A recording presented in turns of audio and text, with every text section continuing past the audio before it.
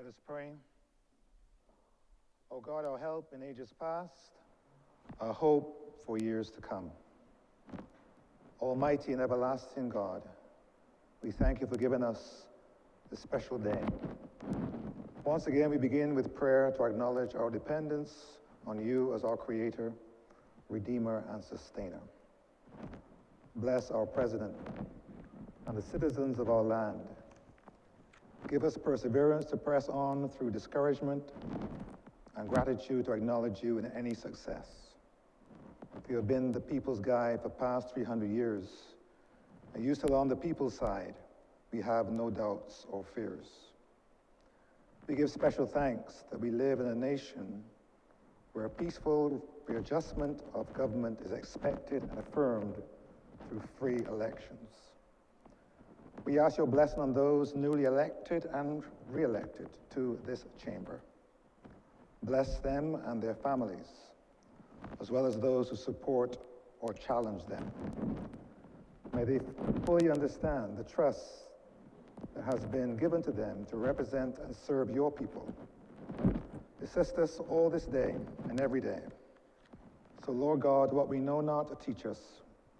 What we have not, give us. What we are not, make us. Through Jesus Christ, our Lord. Amen.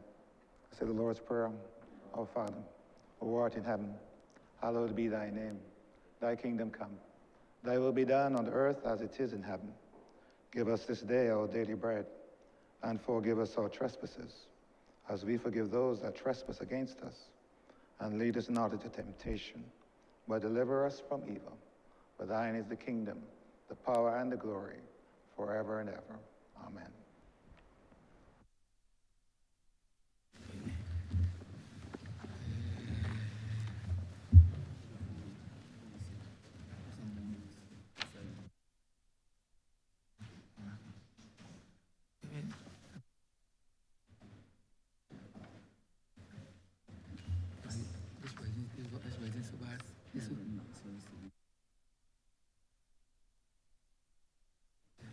Before we start.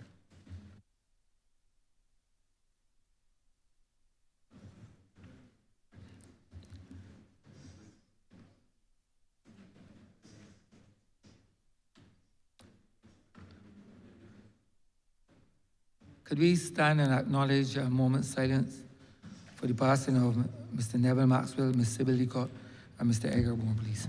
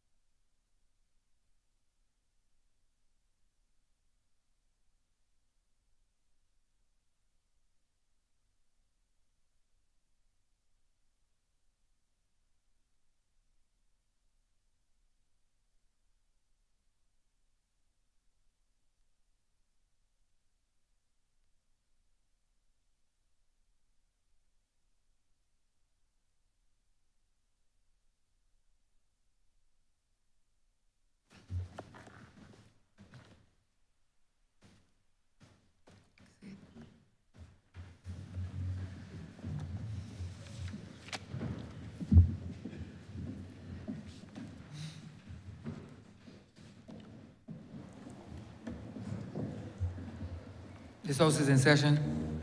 Minutes of the meeting held on Friday, 20th February 2026 to be deferred. Honourable Leader, Government Business. Thank you, Mr. Speaker. I beg to move that the aforesaid minutes be deferred. Questions that the aforementioned minutes be deferred. All those honourable members in favour, please say aye. Those against, please say no. Me think the ayes have it. The aforementioned minutes are hereby deferred. Announcements by the Honourable Speaker. Messages from His Excellency the President. Petitions, papers, government notices, private members' notices, notices of questions, reports from select committees, first readings of bills, statements by ministers, congratulatory and/or obituary speeches, personal explanations, motions for leave of absence, oral replies to questions, notices of motion for the adjournment of the House on matters of urgent public importance orders of the day. Honourable Leader of Government Business. Mr. Speaker, I beg to move the suspension of standing orders 6, 16, 18, 20, 42 subsection 5, 43, and 44 for the remainder of the day's sitting. The question is that the aforementioned standing orders be suspended for the remainder of the day's sitting. All those honourable members in favor, please say aye. Those against, please say no. Methinks the ayes have it. The aforementioned standing orders are hereby suspended for the remainder of the day's sitting. Government business, sir. Government business is the order of the day. Order number 1, sir. In the name of the Honourable Prime Minister, Minister of Economic Affairs and Development, to move the second reading of the Constitution Amendment Bill 2026.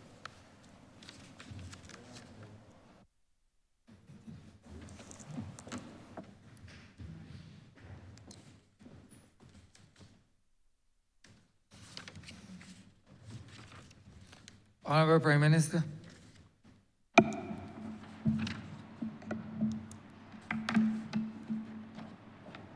Thank you very much, Mr. Speaker, sir. Let me, in what this morning is the first debate since our opening on Friday, once again congratulate you on your election to the Speaker's chair. This morning, we have before us a very simple bill, but one that is fundamental for the stability of our democracy. The amendment which is before us is about mandate integrity.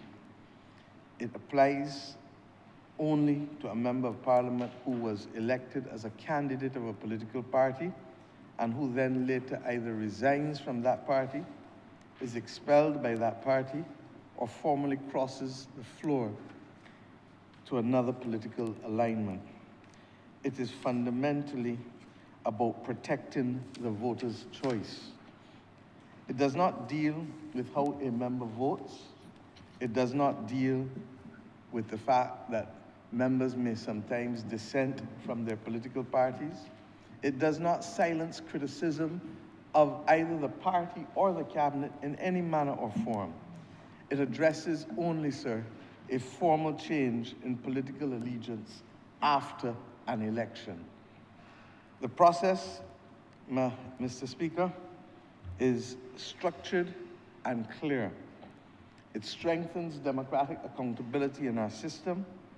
It supports stability and predictability in governance. And it encourages transparency in political affiliation, while at the end of the day, providing a constitutional process rather than an ad hoc process for the resolution of political conflict. And as I said, the process is clear. The notice to the Speaker comes from the Leader of Parliamentary Business in the House of Assembly, whether that is Leader of Government Business or, where applicable, Leader of Opposition Business, and where has happened in the past before with multiple oppositions, Leader of Opposition Business of either party is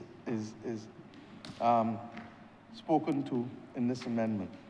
In practical terms, this means that whether it is the Leader of the Government Business or the Leader of Opposition Business, they are the ones who will provide the notice to which this section and amendment refers.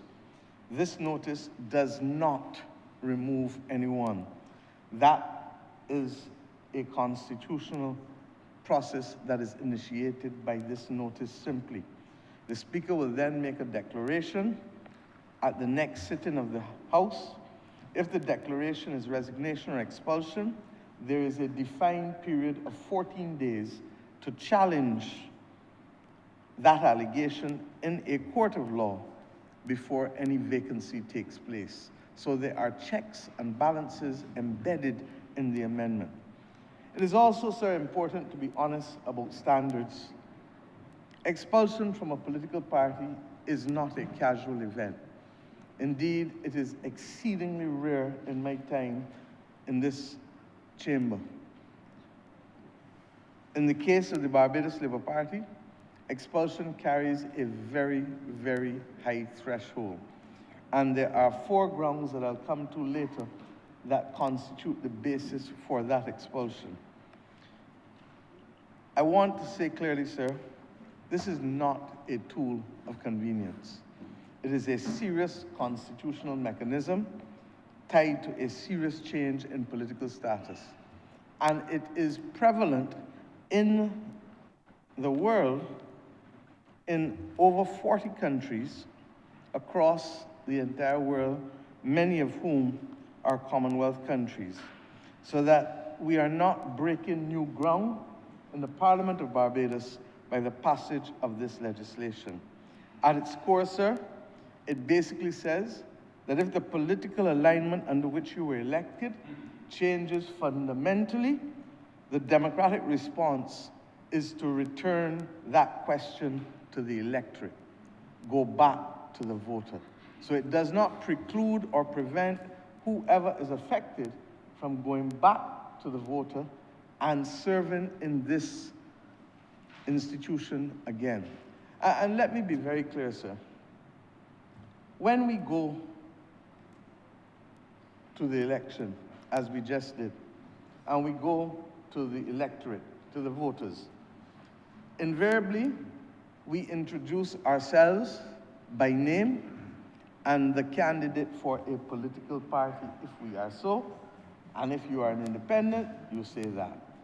In my certain experience over the course of the last 35, 36 years, people go and say, I am Mia Motley. I am the candidate for the Barbados Labour Party in this constituency. I am so-and-so. I am the candidate for the Democratic Labour Party. I am the candidate for whatever party in this constituency. But it goes further, sir. We are also nominated in a formal process by that political party. We are ratified by the councils of that political party to be the candidate. We then subscribe to a manifesto and to a program of activities that make it absolutely clear that we are committed to that platform of that political party. And then we invariably have posters and in recent times billboards associating us with that political party.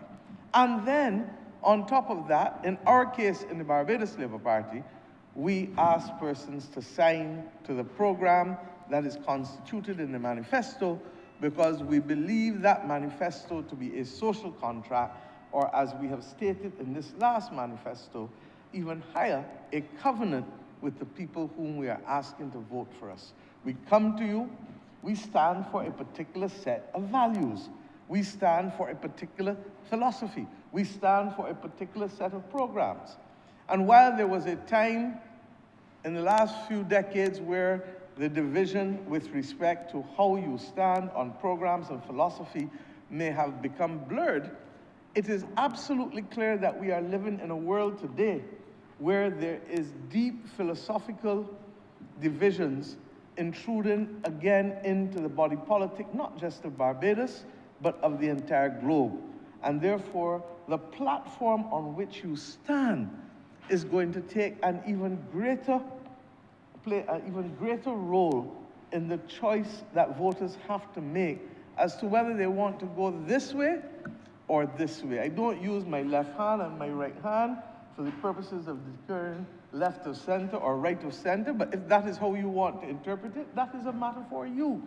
Because that is how it was interpreted for decades in post-World War II in particular, when the Cold War dominated the geopolitics of the world.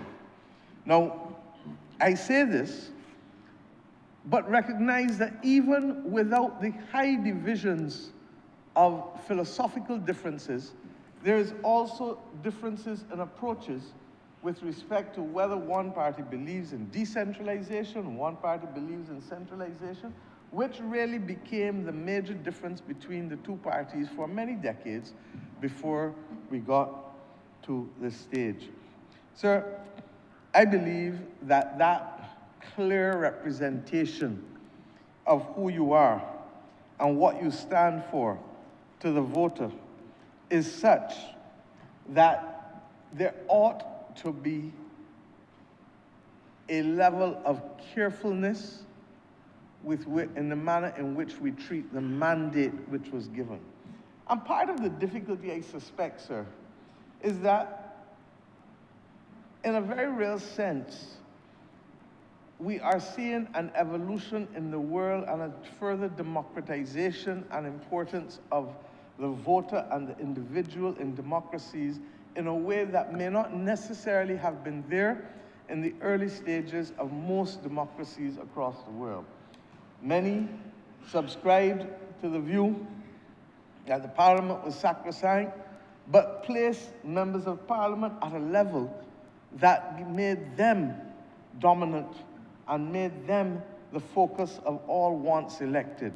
Indeed, I believe it is the famous Edmund Burke who told the electors of Bristol in a speech in 1774, Sir Edmund Burke, who argued that Parliament was a deliberative body of free agents and not a congress of ambassadors of various interests. And to quote him directly, he said, "You choose a member indeed, but when you have chosen him, he is not a member of Bristol, but he's a member of Parliament." Now, we do not subscribe to that view. We believe that the person has a duty, yes, to their constituents, but the constituents equally are the ones who have to be seen and have to be heard. And if all that you needed to do was to use the constituents as a platform to get into Parliament and then do as you would, then that is a complete repudiation of the very system of democracy that we have come to public life to protect and to create opportunities for the very citizens who you now ignore and believe that they are no longer a part and parcel of the process. Sir, the notion of crossing the floor is well known across the world. And for those who say that it needs to be defined, I simply remind them that statutory interpretation very often requires that we give the words their ordinary meaning. If I go to Africa and I say cross the floor, they know what I'm talking about in Ghana. They know what I'm talking about in Nigeria. They know what I'm talking about in Kenya.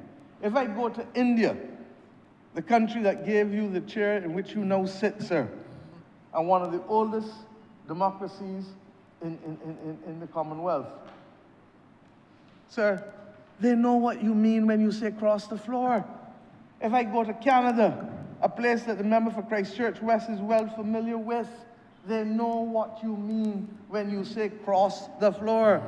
And if I go to St. Vincent and the Grenadines or Trinidad and Tobago or Jamaica or Guyana, they know what you mean when you say cross the floor.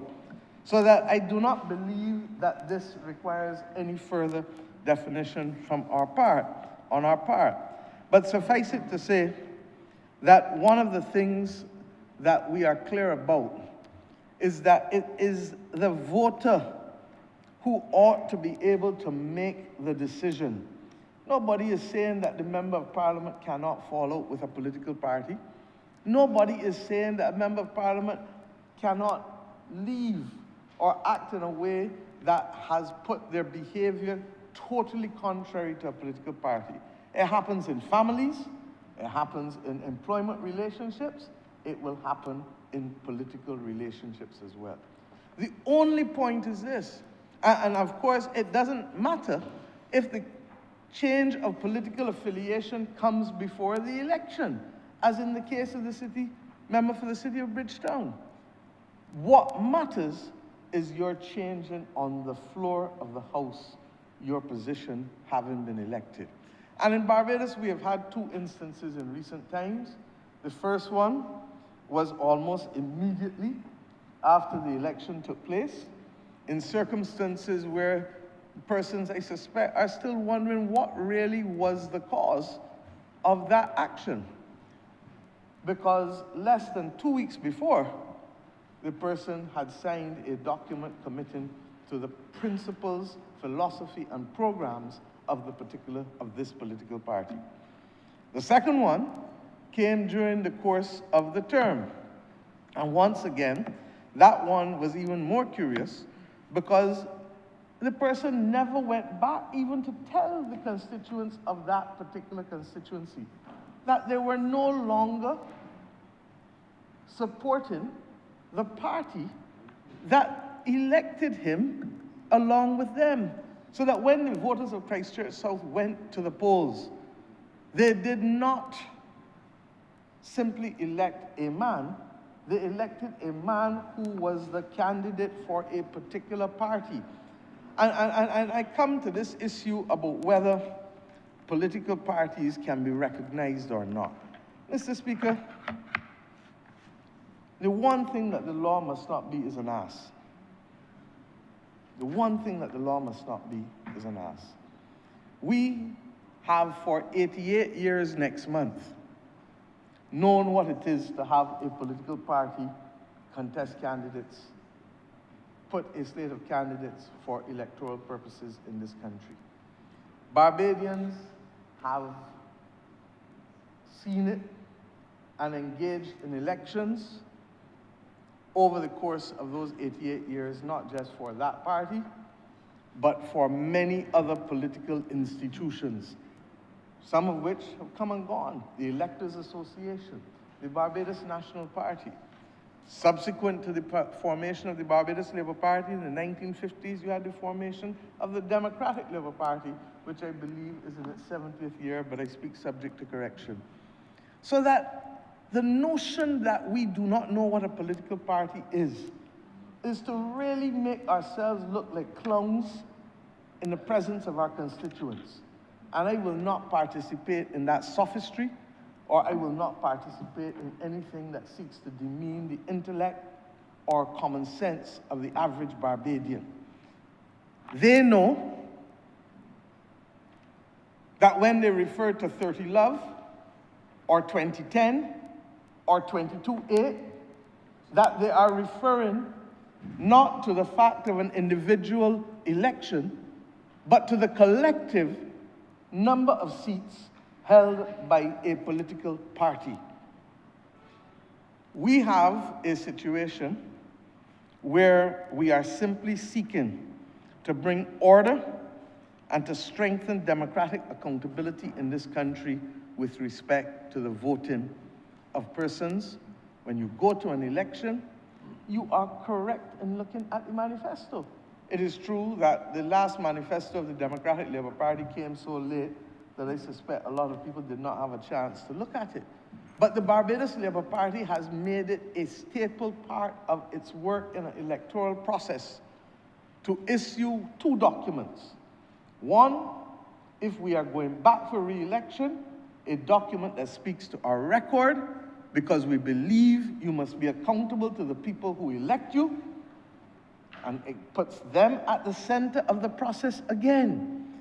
And two, that there must be a manifesto that says to people, this is who we are, this is what we stand for, this is what we will do. And we have added a further document in the modern incarnation of this political party with the Covenant of Hope. That was approved and launched in 2016. It was approved by the annual conference at Foundation School of the Barbados Labour Party in 2015, and it was launched in 2016 because we felt that it was important to state to the people of this country who we are and what we stand for. Now, that would only mean something to those who take this seriously. If you see this as purely a platform upon which to ride on the backs of voters to get into the House of Assembly, then you may have a difficulty with what I'm saying. But if you recognize that this is fundamentally about offering people a choice based on philosophy, based on programs, based on policies, then it becomes absolutely clear that we must protect the voter's choice. We do not harm the person who wants to move or who has moved, because they have the opportunity to go back to the electorate and to say, here I am again, please vote for me. Now, Mr. Speaker, sir, one of the things that people have also said, and I addressed it briefly in the opening, is that this stops people from criticizing parties. Mr. Speaker, I have been in this honorable chamber now for 31 years, and in the other place, I was there for 3.5 years. I don't know that I ever want to go back there other than to visit temporarily, as the law now allows me to do. But what is significant is that I have seen multiple occasions of people varying from the whip, making speeches that are critical of the government, making speeches that are even critical of the opposition party to which they belong. And in many, in virtually all instances, I have never seen any of those speeches become the reason for a person to have been expelled or for disciplinary action taken in this country by a political party for a speech made on the floor of the House just so. And Mr. Speaker, I say so conscious that as leader of this political party at this time, I have taken a very broad approach and recognize that human beings don't always reach the same point and they do not always agree on every single issue. But that does not mean that we are fundamentally opposed to each other or that we have repudiated what the political party in essence stands for. And therefore, it is absolutely important that I repeat that this bill does not stop a member of parliament from speaking their mind.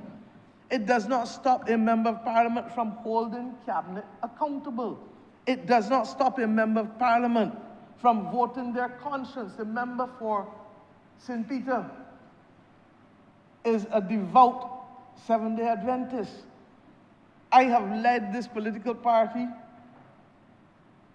on 2 occasions, from 2008 to 2010, and from 2013 until now. I have never once asked the member for St. Peter to breach any aspect of his conscience with respect to his religious beliefs. And I speak, and I changed how the leader speaks from a Sunday morning to a Saturday afternoon. And I have never once said to him, even when we were preparing for electoral contests, and we would normally want everybody to be present, I have never once said to him, you have to be there, or else. Because that is not how we approach matters of conscience. Similarly, if there are things that come here on the death penalty, we accept that a member may have a fundamental position of conscience. That is not going to lead to suspension from a party, far less expulsion. On matters of policy, I have known over the course of the last 36 years, on both sides of the House, members speak in fundamental disagreement with policy being aligned, being put on the floor. With respect to the Democratic Labour Party, there perhaps was no more famous one than the division between the then member for St. Philip West and the rest of his front bench with respect to the economic policy at the time. With respect to our own case, there is the famous incident between the then member for St. James South and the member for St. Andrew over Greenland and its use as to what Greenland should have been used for or not used for back in the mid-1990s. But this did not lead to any form of suspension or expulsion on the part of anything. The member for St. Michael East, the Honourable member for St. Michael East, has on occasion found it necessary to divide his views from where the rest of the parliamentary party may sit sometimes. And it has not stopped him either from being a member of the party, an elected MP as recently as 3 weeks ago, or indeed a member of cabinet as he is now. I cannot be any clearer as to the fact that we have chosen a very high threshold. There are some countries in the Commonwealth that will seek to take action if you simply cross the party whip. We are not not one of those countries. And it is perhaps useful for persons to reflect on how this has come about in some countries, and it is largely as a result of, in many instances, like with us, where the ability to cross is so easy and to be able to take advantage of the circumstances is so easy that people do it without even thinking twice about it. In our case, there is the additional allure of being able to claim a pension, which I would not want to believe that that is the motivation of persons, but there are some who have expressed that view, and it is not for me to say yes or no, since I would not lie in the hand and the head or minds of the persons taking the action. Suffice it to say that I take my political commitment to the voter and to my party very seriously. By the same token, it is important for us to remember that in other parts of the world, the political instability that comes from this can be deep. And in our own case, let us be very clear. The Democratic Labour Party is going through convulsions today because of the manner in which its political leader assumed office. I want to be very clear on that. The Democratic Labour Party is going through convulsions because a person who abused them, who said that they were not worthy of the support of the electorate in the election which put him in this honourable chamber, all of a sudden didn't only just cross the floor, but became the political leader of that institution because of the peculiar nature of how their constitution is written.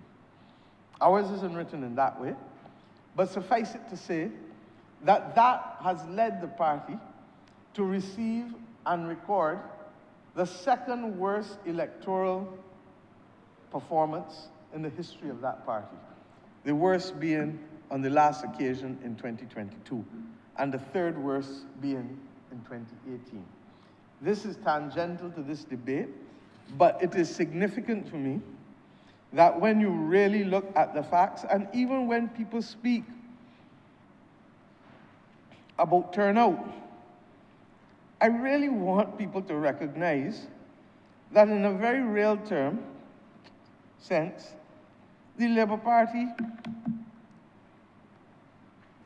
Party's vote ranks in the top 3, possibly the top 2, in this country in the last 35 years or so.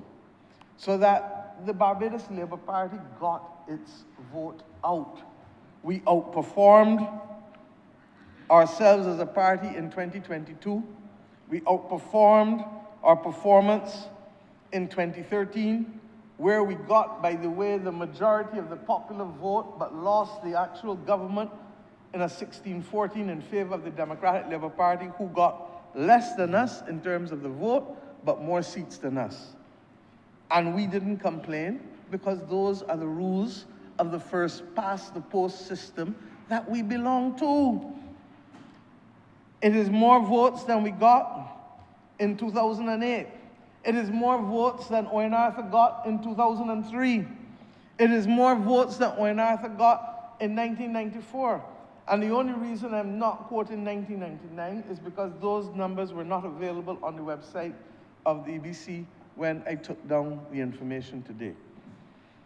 By the same token, the Democratic Labour Party got 32,185 votes in the last election. In the previous election, they got 30,112. In the election before that, they got 33,551. But in 2013, when they lost the popular vote but won the government, they got 69,275 votes. Where has the lack of turnout come from? It is evident that not even 50% of the people came out to vote for them in the last 3 elections that voted for them in 2013. In 2008, they got 78,000.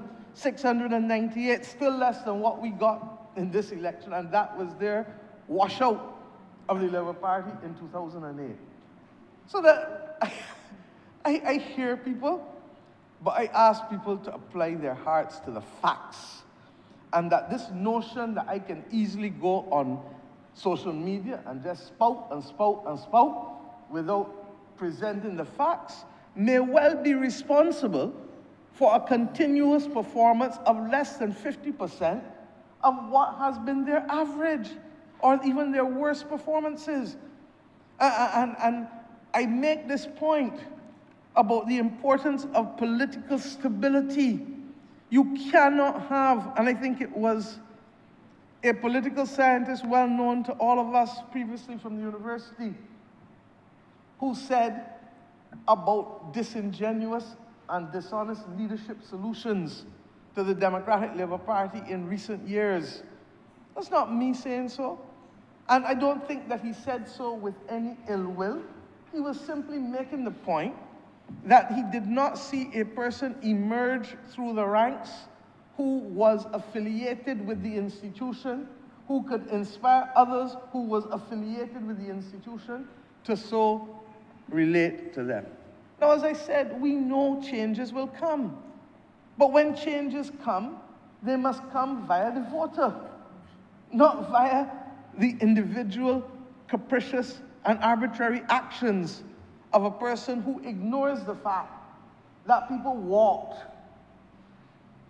people sacrificed time with the family, people gave up time with the workplace, people even got themselves in trouble in certain circumstances because of the passion with which they chose to be able to work with a particular candidate for a particular party, for a particular philosophy, for a particular set of programs. In this last election, I was very clear on what we have to offer to the people of this country. The Democratic Labour Party said they wanted to amend VAT, the value-added tax. We said fundamentally we do not agree with that because it will lead to a consolidation of wealth, and that what will happen is that while you may see government not collecting the revenue from a reduction in VAT, you will not see the concomitant savings being passed on to the consumer in this country, and that it is likely that the savings will be kept by the entity that is selling the good or service to the particular individual.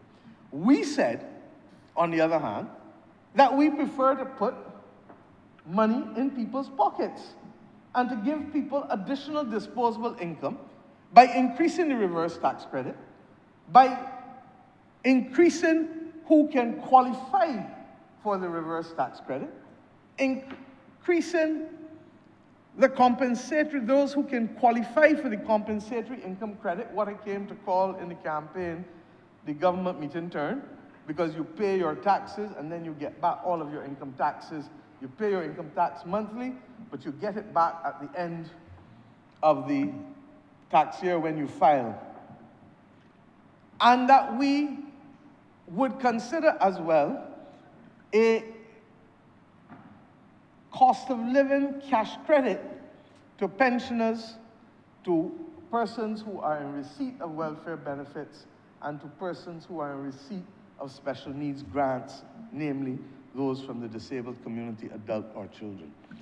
Those measures already come up to $142 million. And I have every confidence that this party will hold faith with the electorate when the time comes in the next few weeks for us to be able to deal with the second reading speech of the appropriation bill and to do what is commonly known in Bajan parlance as the budget speech, which will take place in the middle of March.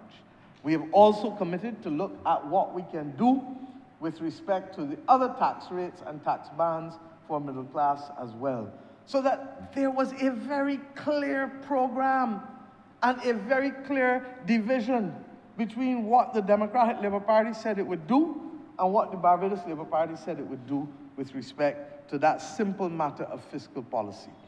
So that I say this, recognizing therefore that these matters, there may be some people, yes, who may vote for individual because they like them, but those are in the minority. When I first came to public life,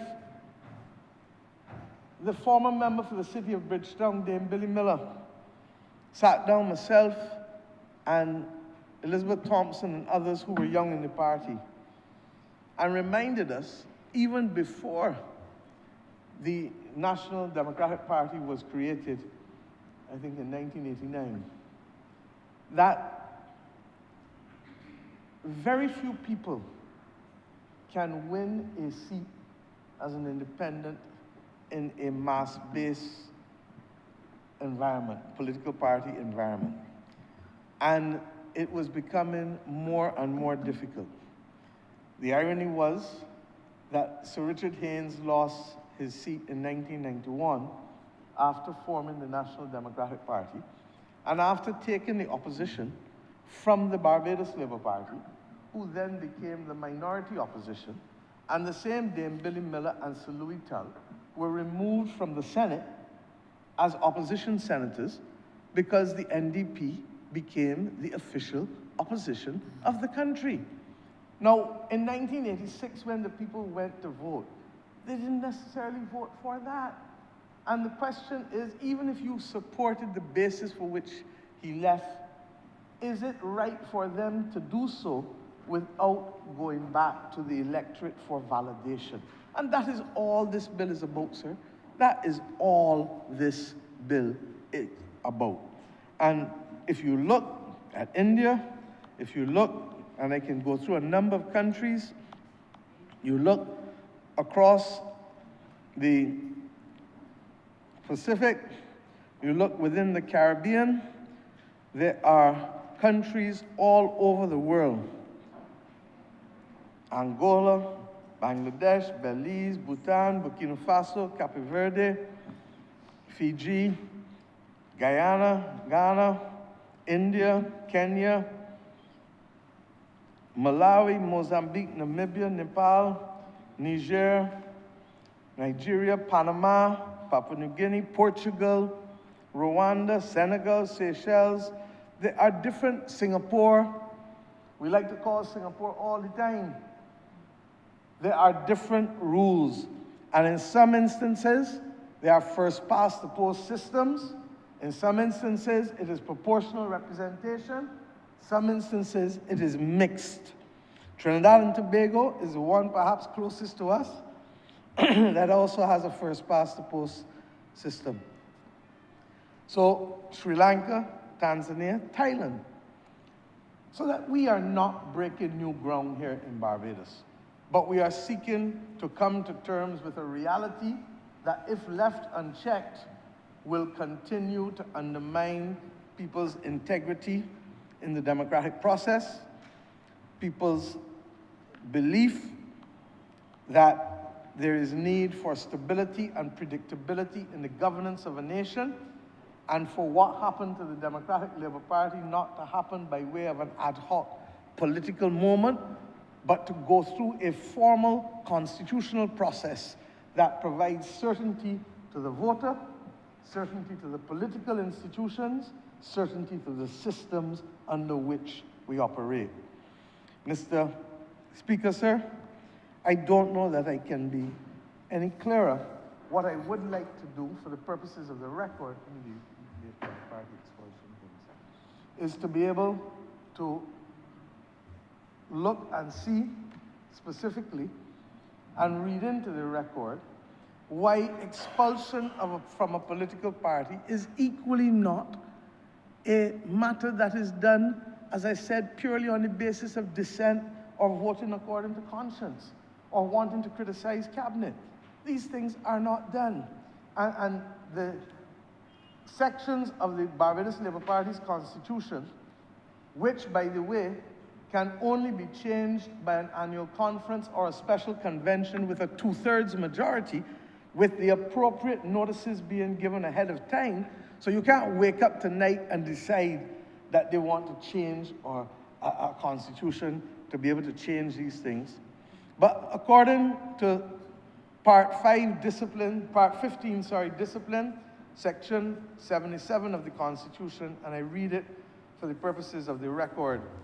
The National Council of the party reserves the right to discipline through suspension or expulsion any member for any of the following reasons. A, if he joins another political party. B, if he canvasses for or speaks on a platform on behalf of a candidate of an opposing party. C, if he gives or leaks confidential or important information in such a way to cause embarrassment or harm to the party. And D, if through writings or utterances or in any other way it can be established that he acted in a manner inimical to the best interests of the party. Now, while political parties are not subject to the Administrative Justice Act, the rules in the Administrative Justice Act, and I believe the member for St. Thomas can speak at length to this because he taught this subject at the University of the West Indies until here recently, that the rules reflected in the AJA, the Administrative Justice Act, are rules and principles in public and administrative law. And the jurisprudence has in fact widened, not narrowed, widened with respect to how it places on entities an obligation not just to respect the rules of natural justice, but also to respect, in very clear terms, different principles, whether it is proportionality, whether it is protecting against arbitrary decisions, protecting against unfair decisions, protecting against irrational decisions. There's a whole set of case law. And the irony is, I leave here today to go to CARICOM Heads of Government meeting in St. Kitts. And it was in St. Kitts in 2009 that I, along with the current Prime Minister of Trinidad and Tobago, the Honourable Kamla Persad-Bissessar, represented political institutions there in cases that established new precedents within public law and administrative law. And we didn't rely on a statutory framework, we relied on the principles of public and administrative law and the principles of judicial review, which are open to every citizen to be able to protect them. So that in every instance, sir, if a person, separate from what the law provides for in this bill, because the law gives you 14 days to go to the law courts and to challenge any action that relates to expulsion. But you have on your side much case law, much precedent, the precepts of public and administrative law and judicial review, to be able to ensure that there can be no arbitrary, unfair, inappropriate, reckless, disproportionate action taken by any entity. And the irony is that we all know this because we see it happen in sporting organizations all the time. How many times have we seen sporting organizations go to the law courts in this country to protect persons from arbitrary conduct of other members or persons leading that association? And this is no different. But what we must have, sir, in this country, if we are to have a stable democracy, is that we must have guardrails. And the guardrails do not go to deny a person their basic right of freedom of expression so long as they contain themselves within the conduct of the party with respect to philosophy and programs, as we all saw with respect to the intent of the constitutional provisions within the Barbados Labour Party. Now, other parties will have different provisions. But whatever provisions the other parties have, they are still subject to fairness. They're still subject to transparency. They're still subject to the rule of natural justice. And therefore, we ought not to frighten people by simply trying to put guardrails in place that strengthen our democratic system and provide for greater transparency and predictability, but above all else, simply seeks to put the voter at the center by protecting the choice of the voter made in an election. This is not a case of restraint of trade, as can happen in employment contracts. This is not a case of suppression of views or dissent. So, Mr. Speaker, I trust that this lays out clearly the reason why we are here with this amendment as it relates to the broader Constitution. As I indicated, we expect that the full Republic of Barbados Constitution will come before us during the course of the next few months. It is our intention for the Attorney General to be able to carry the country through it in different parts. It is our intention to be able to try as best as possible to have that Constitution in place before the 60th anniversary of independence and the 5th anniversary of our republic. And we have had a lengthy process of constitutional consultation. I indicated in the last Parliament, sir, that the reason why it was not here is that we felt strongly as a political party, and once again this comes back to our philosophy, that you cannot have a constitution in the third decade of the 21st century that does not speak to the responsibilities of citizens to the nation that they belong to. And that simply to speak to rights without articulating clearly the importance of responsibilities is to ignore the Charter of Barbados, which we passed in this honourable chamber on the eve of our becoming a republic, and which speaks to not only our duty to self, to family, to community and job, but also the country. And I keep making the point, sir, that if we left and had a house, and we did nothing to maintain the house, that over the effluxion of time, over the course of time, that house would become dilapidated. And that if you didn't open it up, the tiles would burst.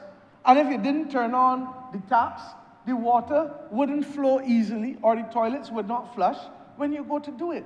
And if you take the same metaphor for how you tend to and treat to the nation, the state, then it becomes important for us to understand that it is not only the role of government to protect the state, but it is the role of each and every citizen to be able to build out and to nurture and to take care of the quality of the institutions first and foremost, but equally of the citizens thereafter. And Mr. Speaker, strong institutions protect democracy. It is the absence of strong institutions very often that lead to problems with respect to states trending and tending to anarchy. And that is why I speak about the need for strong political institutions. And in fact, on the night on which the electoral results came back on the early morning, really, of February 12th, I spoke to this issue, and I continue to do so. And there are things that I think that we can have a sensible conversation to put in place to strengthen the other political institutions. But leaving the process as easy as being able to walk out the house and cross the floor with no consequences clearly has not worked for us, and rather than strengthen our political institutions, it has undermined our political institutions. And for those who believe that political institutions are pariah, well, I can't help that. That is a perspective that some people will have because they don't want anything to do with politics or political people or political institutions.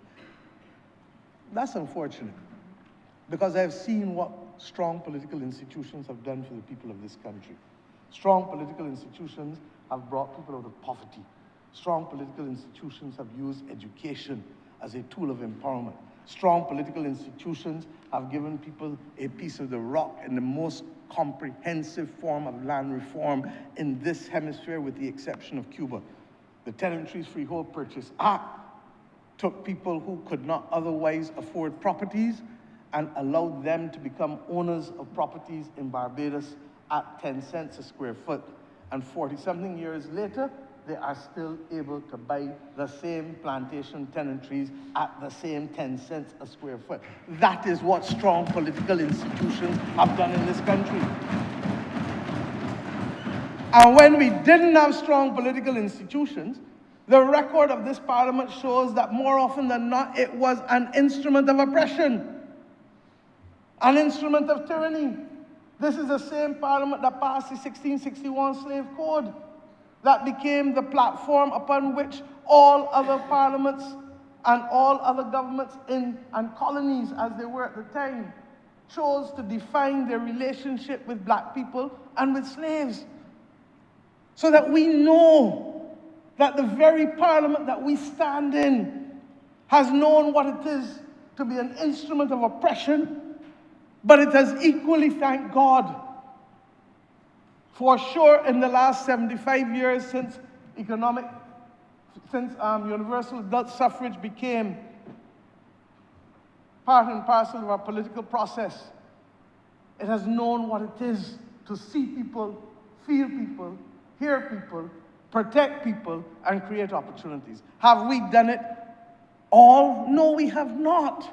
And that is why we are working as hard as we are to ensure that we can still, one, stop poor people from being poor, two, remove injustice where it occurs, and three, create opportunity and create wealth where we can for our citizens. That is what we have been elected to do as a strong political institution. But when we get diverted and when we get distracted by persons who, let me use the example of family law, who simply choose to walk out the house. Not even in family law can you just walk out the house today and cross to the next house tomorrow morning and get a divorce. Not even in family law. In family law, you have to meet the threshold, which is a much lower threshold than the previous one, of a year's separation and irreconcilable, irretrievable breakdown in marriage with irreconcilable differences. But time must be the test for that. But politically, when we can affect the whole well-being of a country, we want to be able to just allow somebody to say, boy, don't mind what I tell you last month, I changed my mind. And the consequences of changing the mind are not unique to that person, not peculiar to that person, but they are now to be suffered or enjoyed by the entire electorate. We say that we can do better and we must do better. We do not in any way stop that person from becoming a member of parliament if they are popular. The leader of the Democratic Labour Party, the founder leader, Errol Barrow, left the Barbados Labour Party. He eventually found favor, not as an MP in St. George anymore, but as an MP in St. John. And he found favor and captured the imagination of people. It is possible. Richie Haynes captured the imagination of the people of St. Michael South Central. It is possible. But what must not be tolerated is actions that can be viewed as hypocritical and that can be viewed as seeking to trick the voter into actions that the voter might not otherwise have become complicit in if they knew what you really stood for at the particular time. So, Mr. Speaker, I thank you for the opportunity to be able to introduce this amendment. I urge honorable members in here to recognize that this is about strengthening our democracy and strengthening the political institutions upon which our democracy is rested, but it is also fundamentally about protecting the integrity of the mandate given to us by the voters of this country with respect to an electoral process.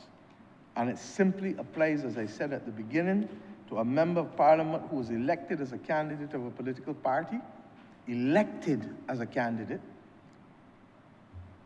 later either resigns, crosses the floor, or is expelled in the very limited and few circumstances that are still subject to due process and natural justice that exists.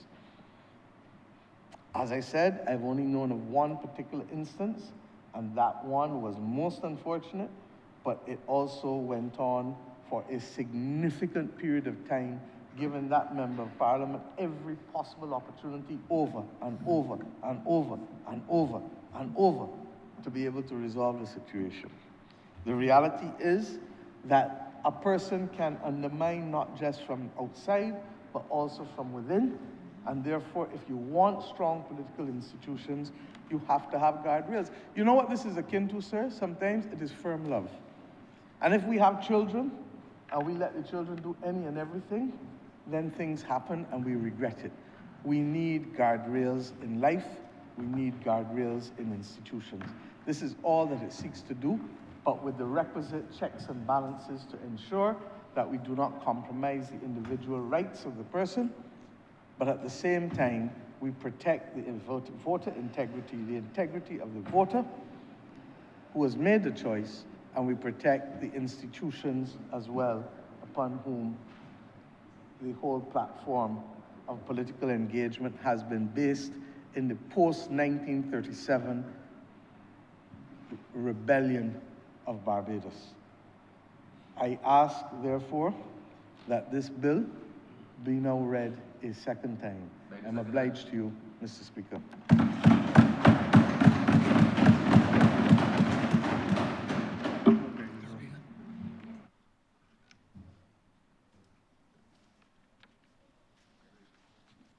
Honourable St. Thomas.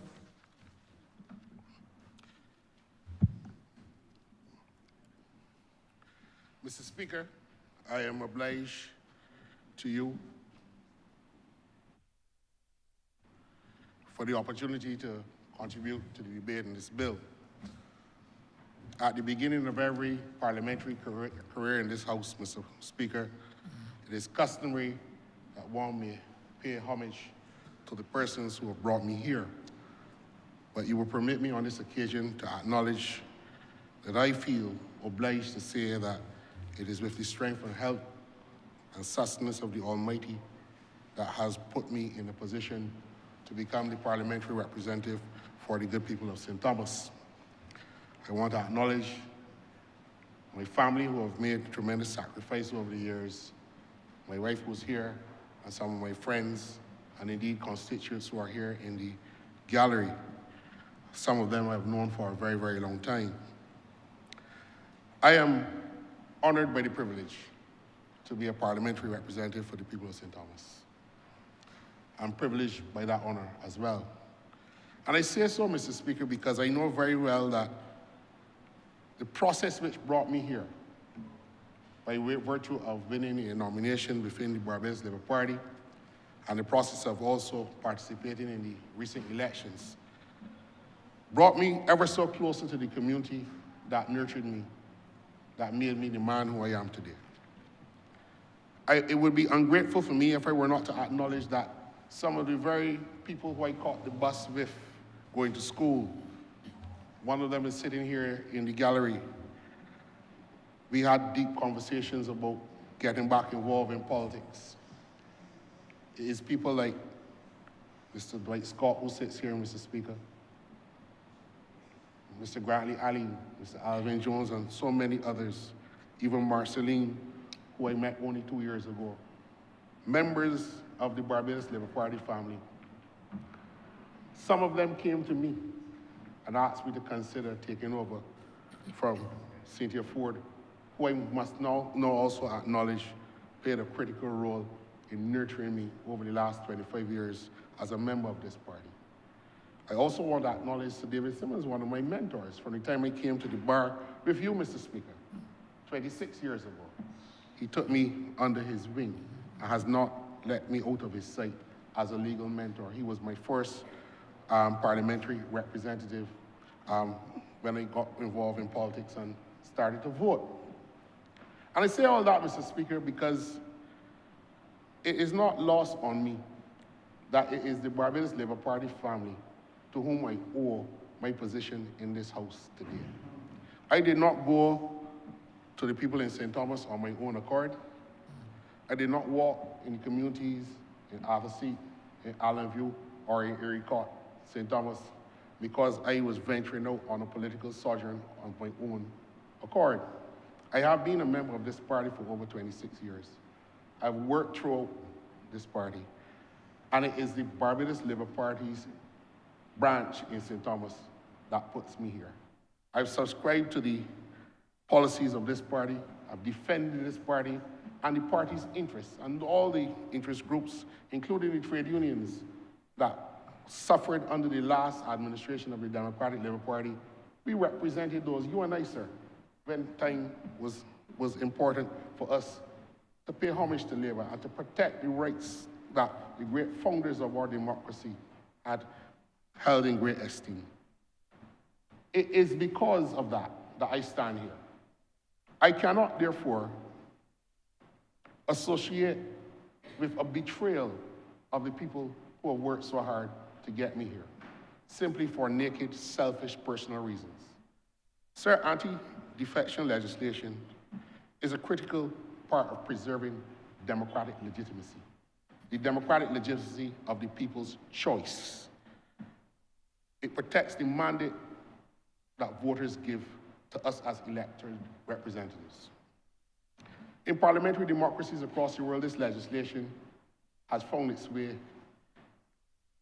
into being because we understand that people don't only vote for individuals, they vote for the political party that they associate with. They vote for the party's ideologies and policies and the subscription to the party's manifesto that has been presented at elections.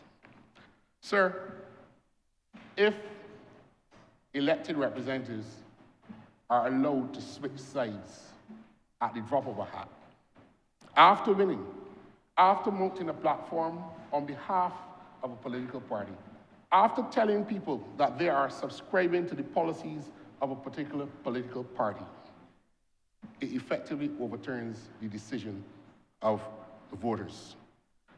Anti-defection laws, Mr. Speaker, prevent the betrayal and preserves the electoral mandate of the people. It is about democratic legitimacy, pure and simple. We don't stand here, sir, in our own names. In the last election, there were 93 candidates. Some of them were independents. They stood in their own names, those independents. But the ones that stood under the banner of a political party, Mr. Speaker, did so on the basis that they were telling the people, I represent what this party says. The mandate of my political party is something that I wear as a badge of honor. Party switching, Mr. Speaker, and you must forgive me after many years in the other place as I get accustomed to calling you that, has led to the collapse of governments, the breakdown of coalitions, and some horse trading. Even in the region, we have seen the demise of a government in Guyana on the basis of a party switch on the floor of that parliament, and therefore the collapse of a government in more recent times. In Barbados, we have seen party switching led to the obfuscation of the electoral result.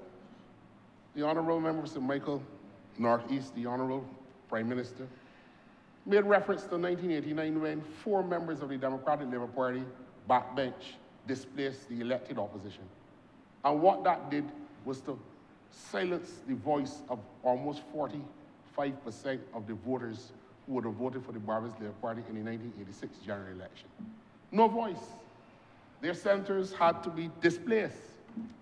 That is one of the unfortunate consequences of crossing the floor. We saw in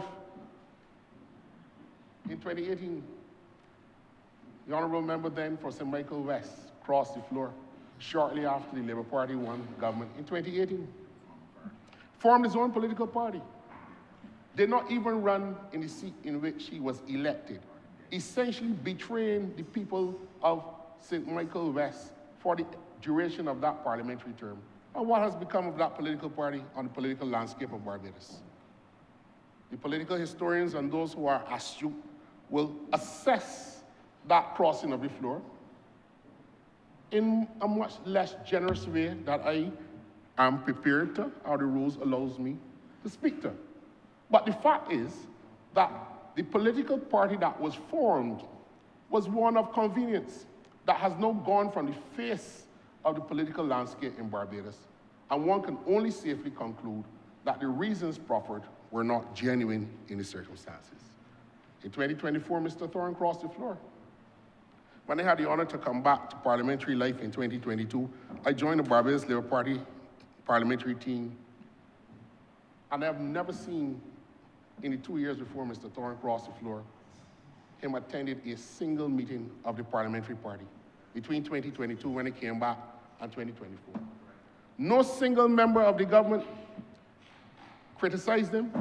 No single member of the government sought to reprimand him. In fact, we tolerated his absence from the deliberations of the parliamentary group. Didn't attend annual conference. Didn't attend meetings or anything of the sort, or participated in the political life of the Barbados Labour Party. No one sought to ostracize him. No one sought to discipline him.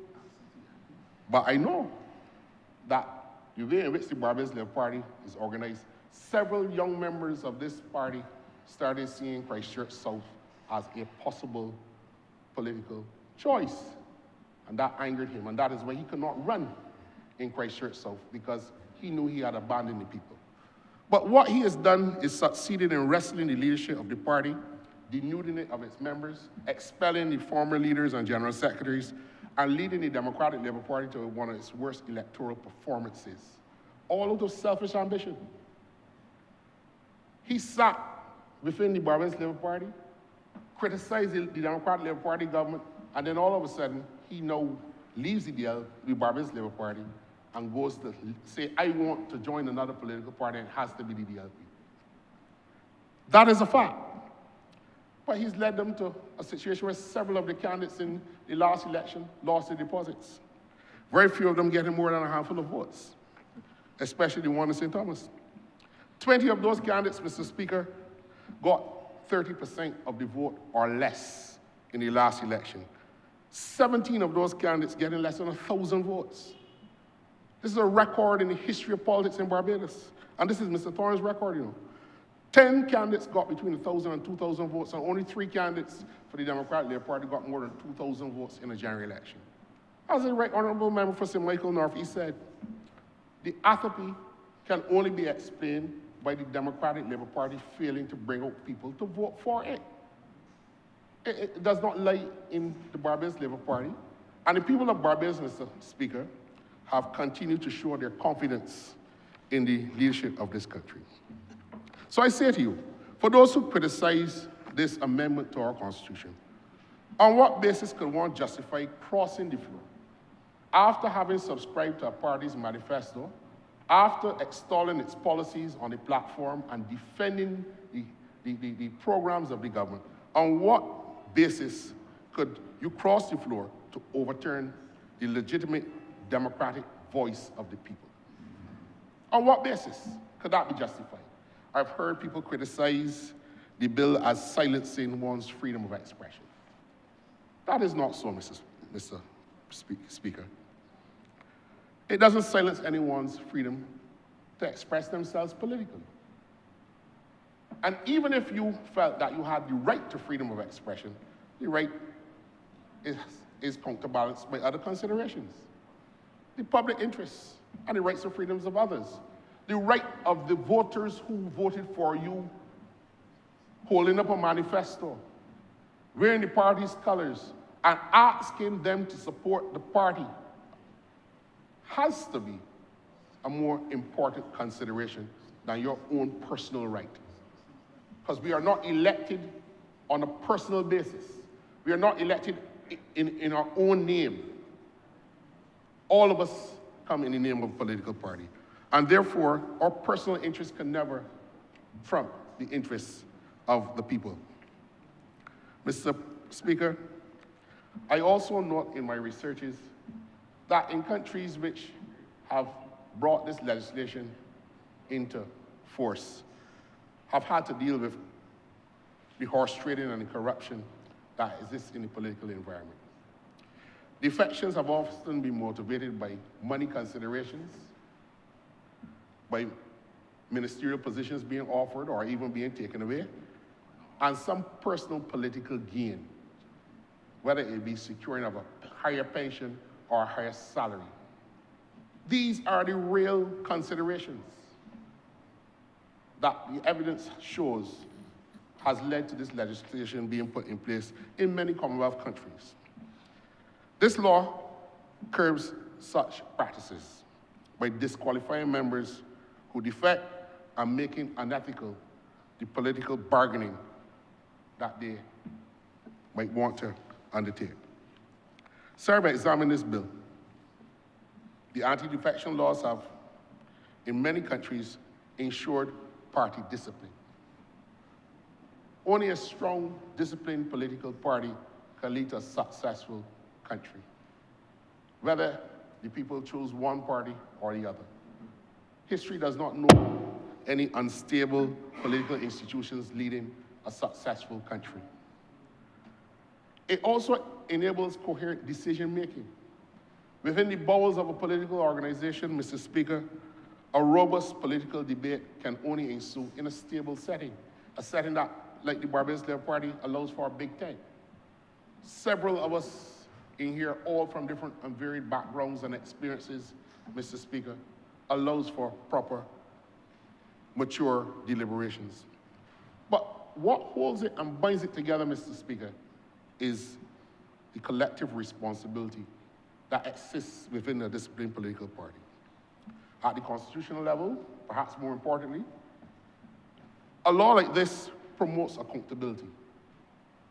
It allows the populace to know that if you stand for something and we give you the vote, and for even those who did not vote for me, they know that I am accountable to them because this is what I stood for. And if I ever have to depart from there, and I will not depart from the bosom of the Barbados Labour Party, but if anybody has to depart from the political party, this law requires you to go back and get your mandate from the people who have put you here. It is not a high threshold at all. It promotes the ethical conduct of parliamentarians. We're talking about democratic legitimacy. It also promotes the faith in our democratic institutions. Mr. Speaker, one of the criticisms you hear is that when we look at the manner and form of this amendment, there's a difficulty in the mention of political parties because a political party is not recognized in the Constitution. I've heard that and I've assessed it for what it was. And I've come to the conclusion that that statement has now become so popular. It now rests in that realm where something becomes very popular. It makes my antenna go up to examine it even more deeper. It is untrue. The Constitution of Barbados, like many constitutions in democratic countries, recognize political parties. It may not recognize a political party or a particular political party by its name, because to do so would be to institutionalize a political party in perpetuity. When that political party might fall out of favor with the democratic populace over time, you have institutionalized the political party by name by placing that in the Constitution. That doesn't make sense. That is actually anti-democratic. To formally recognize one or more political parties in a country's constitution is anti-democratic, because it forever creates the statutory and constitutional right of the political party to exist, even if that is against the will of the people. So that is why the framers of constitutions all over the world have not fallen to the temptation that you should recognize a political party by name in a constitution. But when we look at our constitution, the process of our democracy demands the recognition of political parties, but not a particular political party. Because the government is formed by the members who have the majority. And in most cases, that is a combination of one political party or a coalition. So it recognizes that a political party must form a government. It also recognizes that a political party must form the opposition, because the opposition is created by the members, the majority of the members who do not support the government. So the word political party does not have to be placed into the text of the Constitution for it to have constitutional force. So this notion that political parties are not mentioned in the Constitution or not recognized in the Constitution is really rum-short talk. And I'm disappointed that some esteemed members of my profession have been given to such commentary. Because if you look at the whole structure of our Constitution, government and opposition, you look at the standing orders of Parliament, how the Parliament is constituted from its very beginning, how the Speaker is chosen, everything reads that there is a role for the political parties organizing themselves within the fabric of our constitutional government. So I want to dismiss that notion, sir, that the government has brought a bill which for the first time introduces the concept of a political party. But what we are doing, sir, is the codification of certain rules and standards. The reason why that is important is because for a long time, it was thought that these things operate by way of convention and people accept the conventions of the past which has held our democracy together. We live in a different world. We live in a world where conventions become matters of convenience. And when they become matters of convenience, we lose our way. What we're seeing in the country, in my respectful view, Mr. Speaker, is that the convention against crossing the floor, in a few examples which we have had in the history of Barbados politics, it is not the norm.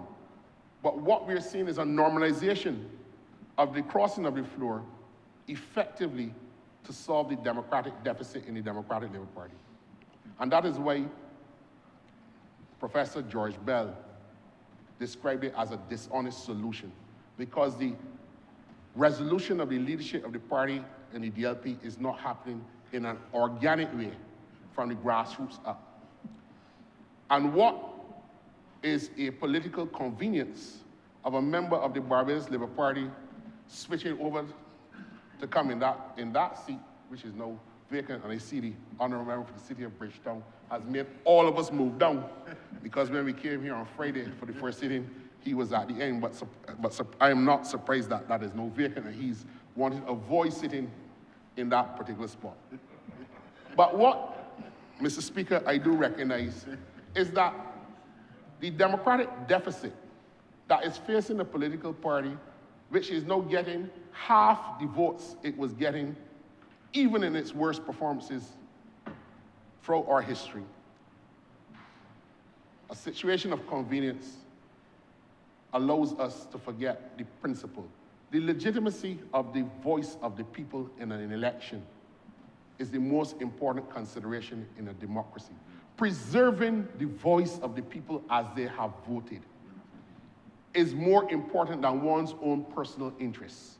And the moment that we start to depart from those high principles that have extolled the greatest politicians that have sat and stood from these benches, Mr. Speaker, is a time when we start to unravel the fabric of our democracy. And I firmly believe that if you cross the floor and you tolerate that disingenuous and dishonest solution to solve the political deficit in the Democratic Labour Party, and we allow that now to be the norm, where the convention operated against it. Because we know that this country has not, I think there's perhaps only one example of Don Blackman crossing the floor and retaining his seat. Hamilton Lashley may be the second one. But all of the others, including the Right Excellent Arabar, lost their seat when they crossed the floor. That is how the people of Barbados have treated to those situations. Richie Haynes has lost his seat. Barney, others lost their seats in the '56 general election, all throughout the ages. No one is stopping a person from resigning and going to join another political party. But if you get elected on a democratic mandate from the people, this law requires you to go back to the people for validation and reaffirmation. That is democracy at work. That is a legitimate democratic exercise by involving the people who put you there in a fundamental decision about who represents them. What can be undemocratic about that? Giving the people the final say. And anytime you hear people say, man, no, the people should not have a say, those are the persons you have to be careful about. Because if you ever give them power in a small country like Barbados, given the track record as how they manage their own political party, crap was smoke be pipe, Mr. Speaker. Mr. Speaker, I support this bill. It preserves the democratic legitimacy by ensuring that the elected representatives to this House remain faithful to the electoral mandate they sought and obtained from the people of Barbados. It will prevent the opportunistic behavior and the naked selfish ambition fueled by disappointment over non-ministerial appointments or posts, or even persons trying to secure a better pension. That is the real motivation for the most recent crossing of the floor in Barbados. And everybody in Barbados knows it. It prevents, as I said, the opportunistic political behavior, but more importantly, sir, it promotes stability. It protects the will of the people, which is the foundation of democracy. And Mr. Speaker, that is something that I will associate myself with. To you, sir, I am obliged.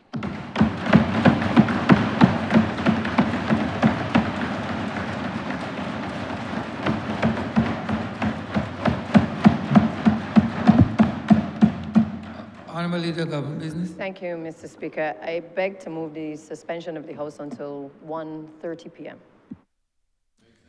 The question is that this honourable chamber be suspended until 1:30 p.m.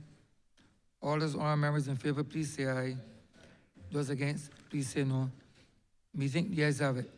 This honourable chamber stands suspended until 1:30 p.m.